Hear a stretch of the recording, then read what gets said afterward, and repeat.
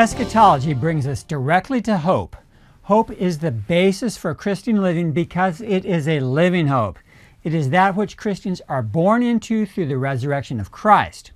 Hope is the stuff that gives the church the power to live a life of love and sacrificial giving in the midst of suffering and in contrast to a surrounding culture that is opposed to the way of Christ. Significantly, hope has a key role in alienating believers from the dominant culture and at the same time giving them the strength to endure that alienation. For according to Ochtemeyer, one of the realities of the new begetting and subsequent new birth brought about by the generative power of God's Word is expressed by the phrase living hope. Its form indicating on the one hand its origin in the risen and living Christ, and on the other hand its contrast to other hopes that cannot be characterized by their relationship to life. Such new hope brings with it a new set of loyalties that grow out of and that are hence attuned to its reality. This new set of realities is therefore at odds with former loyalties, and it transforms those who hold them from participants in to people exiled and alienated from the society dominated by those former loyalties. End quote. David's averse, this is not a hope-so type of hope, a type of pious optimism that all will turn out right in the end, but a deep conviction about the return of Christ. End quote. This hope therefore leads to rejoicing with an indescribable and glorious joy because it is inseparably tied to faith and therefore instrumental in bringing about Christ's present salvation to the saints. Also, this faith and hope are derived from the fact of the resurrection of Christ. Finally, it is hope that is assumed to be the cause for the unbeliever's interest in what ultimately stands behind the believer. And because of this, the Christian must be prepared to give an accounting for that hope which is within. Let's now consider the relationship of 1 Peter to the Old Testament. Beyond the dozens of quotes from and allusions to the Old Testament, the theological themes of 1 Peter provide an important study in continuity and discontinuity with the themes of the Old Testament, and are here listed. 1 Peter's overarching purpose of pastoral concern is in continuity with those leaders and prophets such as Moses, Samuel, Isaiah, and Jeremiah who sought the Lord out of concern for Israel. The character of God in the Old Testament as merciful and loving and as one who chooses, predestines, sanctifies, gives life, protects, and expects faith and obedience is consistent with 1 Peter. The Trinitarian understanding of God may be hinted at in the Old Testament, but it is strongly suggested in 1 Peter. The Abrahamic covenant is concerned with making a people for God who would in turn bless the world. This theme is developed by Peter to emphasize God's own people, and the relationship and witness of the church to the world is a theme throughout the epistle. The Davidic covenant promises that an heir of David will rule eternally, which Peter continues to emphasize through the presence of Christ, through his Spirit, particularly in the coming eschaton. The prophesied new covenant of Jeremiah expresses its fulfillment throughout the letter, particularly in the believer's obedient relationship to God through Christ and the Spirit. While the people of the Old Covenant were gathered primarily through the law, religious observances, the land, the temple, and bloodline, those of the new were joined through Christ, through faith in Jesus Christ.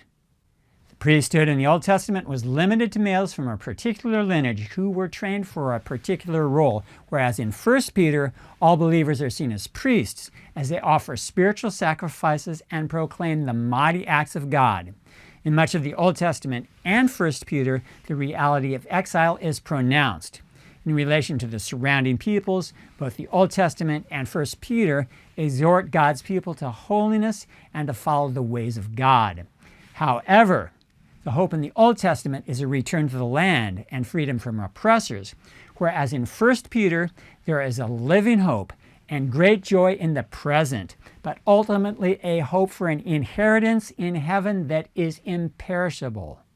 Salvation in the Old Testament has to do primarily with wholeness, that is, shalom in this life in the land, that is, freedom from slavery and national enemies, as well as forgiveness of sins. Yet, 1 Peter's soteriological emphases are grounded on Christ's death and resurrection and are focused on the forgiveness of sin, present sanctification, and the future hope of heaven brought by the parousia of Christ, which is the fulfillment of the day of the Lord of the Old Testament. 1 Peter also shows discontinuity yet fulfillment with the Old Testament, as the substitutionary death of Christ for the remission of sin makes the elaborate cultic sacrificial system obsolete. The suffering of the people of God, both in the Old Testament and 1 Peter, arises out of their enmity with surrounding cultures and nations. In the Old Testament, this is cause for God to bring deliverance, as in the book of Judges, or is actually a result of God's deserved judgment, as in the prophets. In either case, great travail is present and there is no place for rejoicing. In 1 Peter, however, suffering may in fact be a sign of the saints' faithfulness to God, and they are therefore encouraged to rejoice greatly. In the Old Testament, joy comes as a result of being saved from enemies or being returned from exile. In 1 Peter, joy is experienced especially in the context of exile and under persecution from enemies. Finally, let's see how 1 Peter relates to the rest of the New Testament. There are strong points of commonality on all the major theological themes within 1 Peter when compared to the rest of the New Testament canon. In fact, on the basis of terminology and theology, 1 Peter has often been characterized as a variant of Paulinism. However, Eliot strives to free 1 Peter from its Pauline bondage and states that 1 Peter is the product of the Petrine tradition transmitted by Petrine Tradens of a Petrine circle. End quote. Tradens are simply those who pass down a tradition. Some points in common with Paul and the rest of the New Testament include the following. 1 Peter's pastoral concern throughout the epistle is very much in the spirit of the Pauline pastoral epistles. The Trinitarian thought of 1 Peter is also very compatible with the rest of the New Testament, particularly in its Trinitarian formulations. The whole New Testament, along with 1 Peter, is thoroughly eschatological in seeing past events such as Christ's crucifixion, resurrection, and Pentecost as powerful and present realities, as these events assure the church of the certain coming of the Lord and the ultimate salvation that will follow. The soteriological centrality of Christ's death is present in 1 Peter as it is throughout the New Testament. The church is God's elect people and all are considered priests. Believers are to live the gospel ethic of extending themselves for each other, for this covers a multitude of sins. It is the genuine faithfulness of Christians that evoke praise and joy in other believers who care about them. The saints no longer behave as they used to and as the Gentiles still do, but are rather to lead transformed lives, not conform to the world.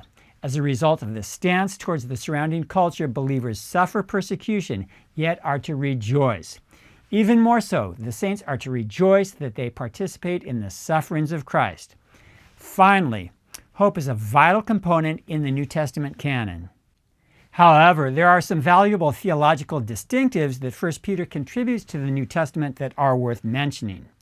Peter uses the example of Christ's suffering and Isaiah 53 as an encouragement to ethical living for his readers in the midst of their suffering. As described previously, 1 Peter teaches that believers who have suffered in the flesh have finished with sin, which means that they have attained a high level of self-control as evidenced by their willingness to suffer.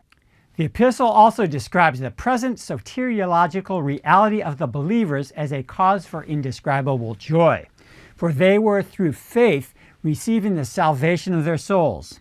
Living hope is a unique way to describe the life that Christians were born into in an expectation of heaven. Hope is key to the whole epistle and gives it a deep structural unity. Also, hope plays a distinctive part in evangelistic witness to unbelievers. Hope in what Christ has done and will do is used to re-envision and change all human affairs and relationships, from church government to family life. 1 Peter contains a peculiar passage referring to the Spirit of Christ testifying to the prophets of old in regard to the circumstances of Christ's suffering. 1 Peter 3:18 is the only place in the New Testament that describes the Spirit as raising Christ from the dead, if the NIV rendering is to be accepted. The cryptic passage about Jesus preaching to the spirits in prison is unique to 1 Peter, as is the forthright declaration that baptism now saves you. It is the relationship itself of 1 Peter to the Old Testament and to the rest of the New Testament canon that is key to the whole message of the letter. Martin expands further. By a common participation in the messianic blessing realized in Christ and the New Age, and through a shared study of ancient scriptures, both first-generation Christians, represented by Peter the Apostle at the fountainhead, and any subsequent generation of responsive believers stand together as on the same ground. End quote. So, there you have it.